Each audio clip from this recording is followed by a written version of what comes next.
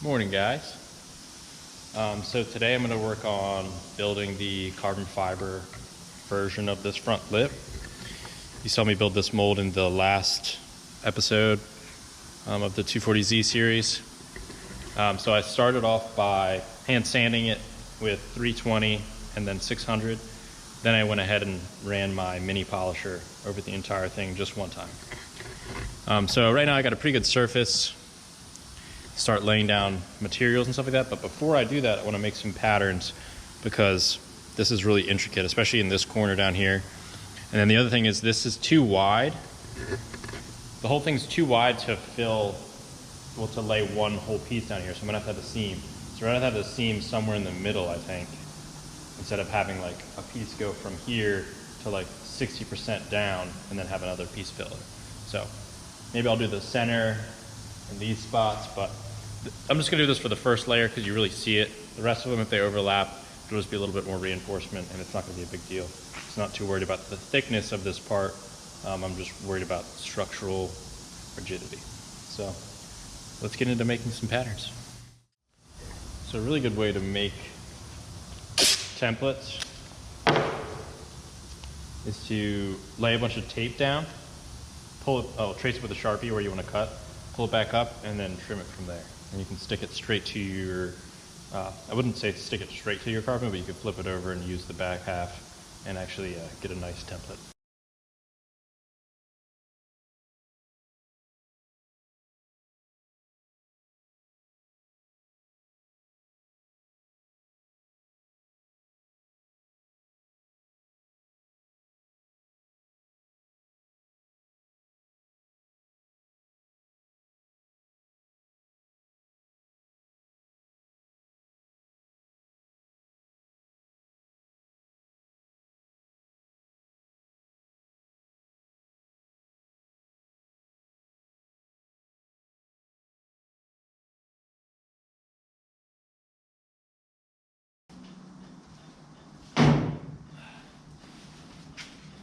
Okay, so one of the hardest parts about building a carbon fiber piece that has seams is keeping the edge from fraying. Like I just cut this piece, you can see the last bits already want to fall off. And as you put them in the mold, and you start wetting it out, it'll fray even more. So there are a couple tricks to get around this. It's still kind of difficult to keep a real clean edge, but I'm gonna go through those real quick just so you have a couple options to deal with. Let's see, need a little bit more carbon.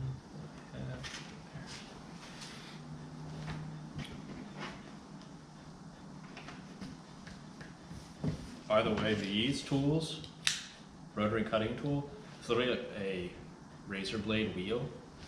They're amazing. You can get these and these cutting mats at Fiberglass. Of course, they have everything. But so the first one is going to involve nothing but just a regular piece carbon and your Super 77.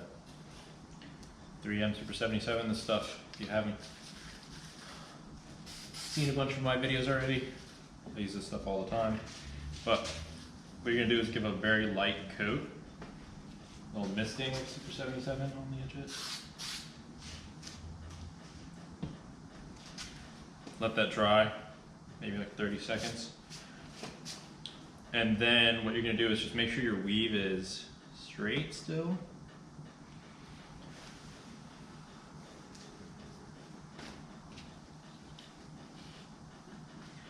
So once the weave's straight, what you can do is you can cut this piece now, and the little bit of Super 77 will actually grab the edges and keep it from fraying. This is probably the least effective of the methods I'm going to go through, but it's also the easiest. And it doesn't require very much extra work, really, just a quick misting before you actually hit your part. Let's see.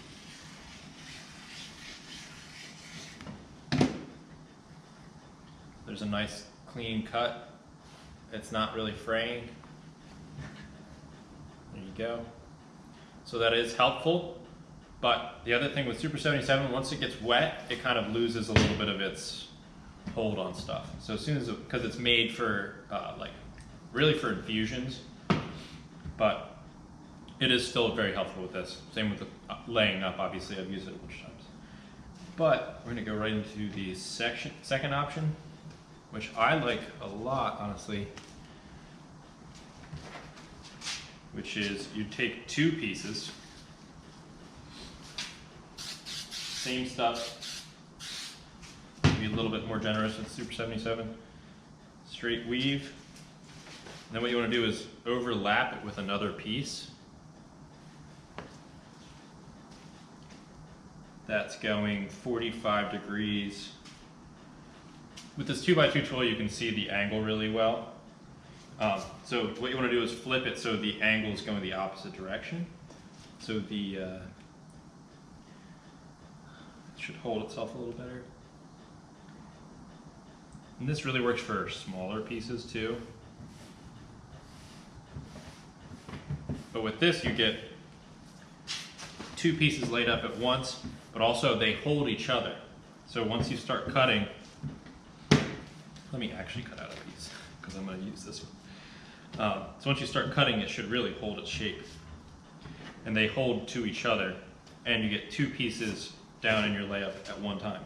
What you need to do though is make sure you really wet this out. Because if you don't, you're going to have some soft carbon in between your layups. Nobody wants that. I'm also using the thinner of the carbon fiber cloths. I wouldn't recommend doing this with like a 12K or something like that. You're also going to lose a little bit of the, I don't really know what to call it, like basically a single piece is going to corner and bend around your mold a lot easier than two pieces together. It's going to be a lot stiffer. For this piece right here, I'm running it in a flat top piece of the mold, so I'm not worried about that at all. But it's just something to keep in mind.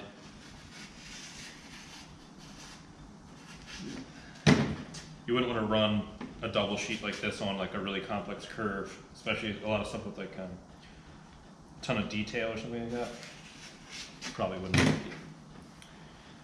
But you can see this guy is going to hold great. And you also have the rigidity of the 45s going opposite of each other, because actually carbon fiber will want to bend in one certain direction depending on which way you lay it up. So if you cross hatch them, then they're going to be a little stronger and not want to bend in that one direction. So this is number 2. Okay, number 3 is the fiberglass tape. You can use any tape really. This stuff's nice because it's got a seam right in the middle of it here. And this only really works for straight cuts. You're not going to do a curve around this really. I mean, unless it's a very thin curve. But what you basically do is line this up where you want to cut. Cut right on the seam. And that'll hold super tight. One thing to keep in mind though is you will see some of the white through the back of this. This is kind of like it seems like a thin like paper-based tape, so I don't think it's really going to affect the structural properties of your part. I have had it where I can pull this off after I've wet this out, but you don't want to pull it off dry, it'll start fraying your part. This also comes on every single, if you get like a 5-yard roll of carbon fiber from fiberglass, it'll have this on the edge of it, and that's just to do this exact same thing to keep it from fraying. So that's good on straight cuts, but also you have to keep in mind that sometimes you can see the white through the back. We'll do black tape or something like that, but. All right, so that's number 3. And then number 4, finally. This is nice if it's complex stuff and if you're using a slower epoxy, but I'm just gonna throw this down here. So what I have right here is a single sheet of vacuum bagging material. What I'm going to do is grab one of these bad boys. This is nice if you have a smaller part and it's not a big layup. My layup is fairly large, so I probably won't use any of this, but just for demonstration purposes, I'm gonna go through the whole thing once. Now we're actually ready. We'll spread some epoxy through the whole thing. I'm using these crappy brushes that keep giving me hairs. No hairs, guys, no hairs.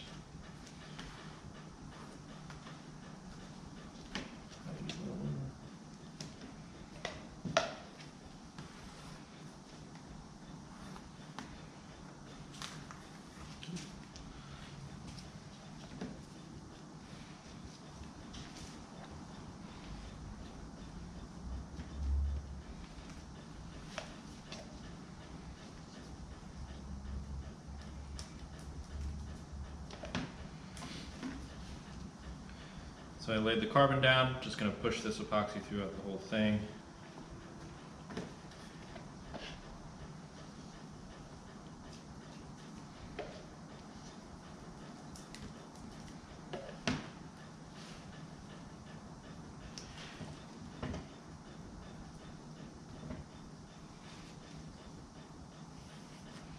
You can see, like I was saying earlier, the edges are already going to want to fray. It'll have one edge, well, I guess both side edges of the carbon fiber roll you get are going to have a thread through them that holds the edge, but it is yellow, so you don't really want that piece showing in your part, at least on the first layer, obviously. Well, the second layer wouldn't show. So.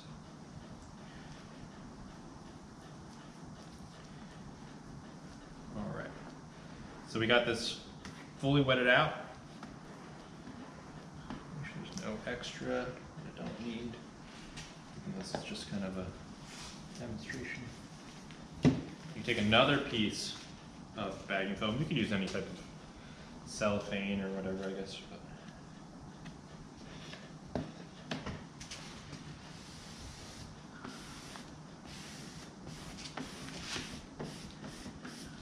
Wet it out. Like it's wetting it, you're squeegeeing it out.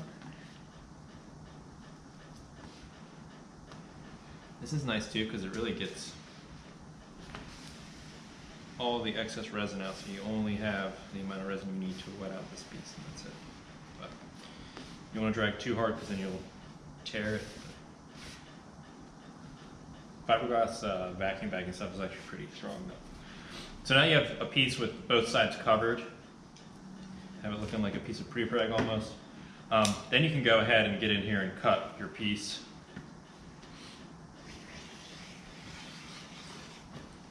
Roughly to the size you want.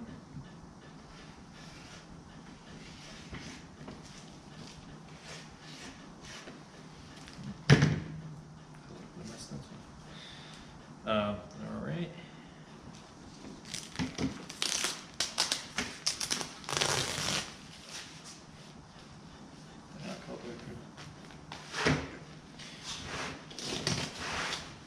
Okay, so now I have a piece of carbon with both sides covered, and then what you can do is you can pull back one of these sheets. I don't want to ruin my nice new cutting mat. What you can do is peel back one of these sheets, like it's a piece of sick wrap or something. You can just pull back one of them. You have one edge that's all wet out already. Stick it to your piece. You can wait a little bit to wait for this to kind of get a little tackier. I wouldn't say tacky, not like fully dry, but close enough. So you can stick it down. It'll be almost like laying a sticker, and then set it in your mold. And then once you're ready, you can peel the back half off, and then you'll be good to go. But for what I'm doing, I'm just gonna stick with the double style, I think. The two pieces together. Because this holds really well, and for a longer, more intricate layout like this, I don't really want to be stressed for time. So, that's what I'm gonna do. But there you go, there are 4 separate ways to try and get a piece with a seam and not have any fraying edges. Another good way to make a template for your mold is to use your plug if you still have it and get some fiberglass cloth. This is especially nice when you have a bunch of curves. Taping up this entire thing, and kind of get the, as soon as I tape it up and pull it off, it's going to keep this curved shape. So with some cloth, I can reuse this later for a mold if I want, but also this lets me get all these angles and this intricate stuff down here. What I'm going to do is, so I've already cut the back, taped it. I'm just going to use a little bit of Super 77, not enough to pull it off. I mean, to have an issue pulling it off later, but.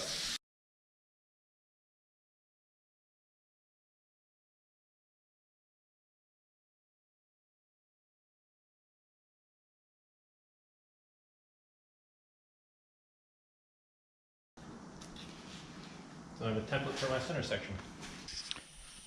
Okay, we're back in the booth. I really like laying up stuff here in the booth just because I can control the temperature of this one room. I mean, it's really nice during winter, obviously. It's freezing outside right now. But like every other mold, every other piece we do, I'm gonna hit this with 3 coats of Partle paste, wax it on, wax it off, Mr. Miyagi style. And then I'm gonna hit it with 2 coats of the PVA mold release stuff, and then let that dry. It'll dry for like 30 minutes, maybe a little bit less time since I can bake this booth in here. And then while that's drying, I'm gonna go ahead and start cutting the center section and some more of the other corners and stuff like that for the carbon to get it ready.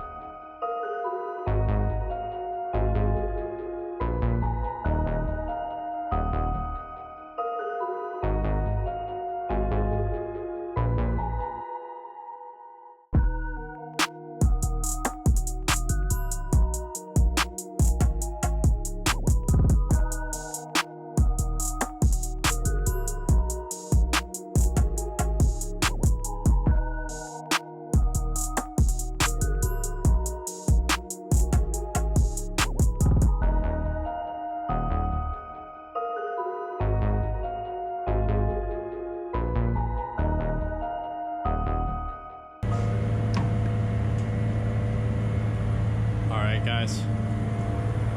So I got the booth baking. It's gonna be a little loud, but I'll show you what we got going on. All right, so vacuum's pulling good. You can see it's compressed completely. So I got 4 sheets of carbon, a coat of peel ply, and then I've got a couple layers, maybe like about 1.5. Some like of the bigger puddle areas I doubled up of the bleeder cloth. So this, and then I just basically made a huge sandwich bag, slipped it around it, closed it at the end.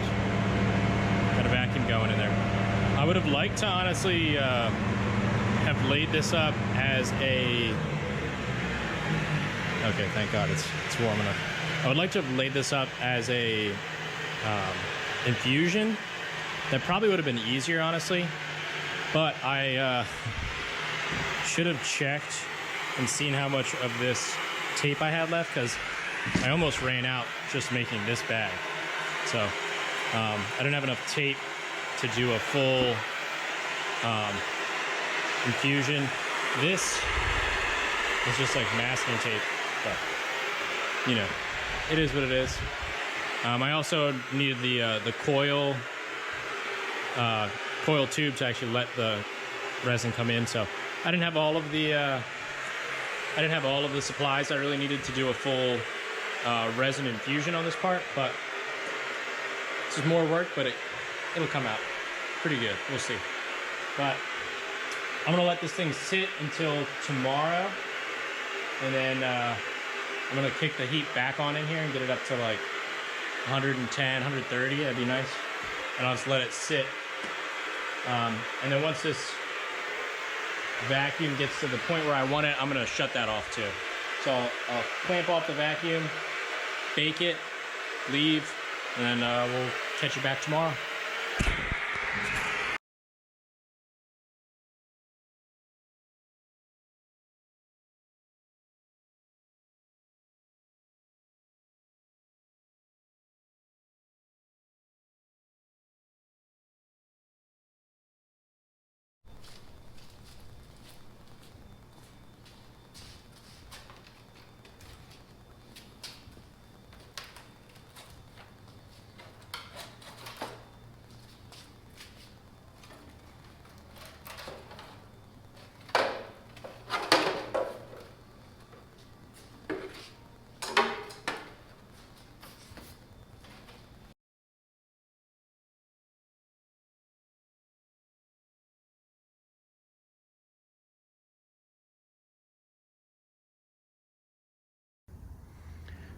Okay guys, here's a first look at the lip.